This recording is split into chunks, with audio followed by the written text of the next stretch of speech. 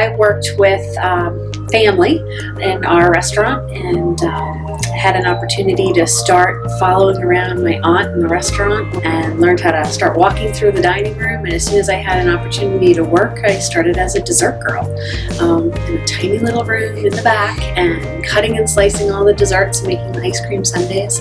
And that just kind of started to grow my passion for the industry.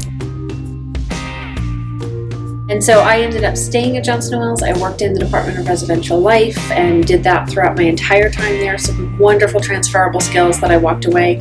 And that really poised me very well to say, you know what, I've had enough in food and beverage and I'd really like to be able to try lodging.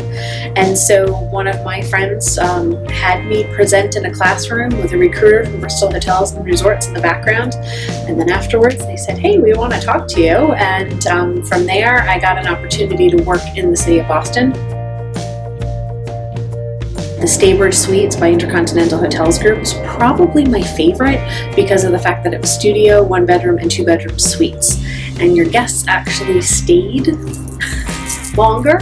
And so you got to know them. They were more like your residents. It became a little bit more like family.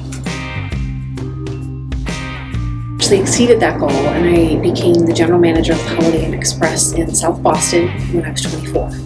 So that I was really excited about and really having a good sense of accomplishment, because part of the way I liked doing things was to do things from the ground up, learn all the different positions, and so I had done that in order to make that a successful goal. And did so while also having a baby. So I think that made it even more of a challenging experience, but then to be able to have accomplished that in about 4.5 years, that to me was a very significant. The development to the Airbnb concept and where that's going to go and how it's going to continue to be played. I come from the lodging side of things, and I look at a level playing field of being fair with taxes and being fair with safety. Those are some of the key hallmarks that we provide as an innkeeper and providing reasonable care, and it definitely is a concerning factor for me on that end. We've got an international requirement.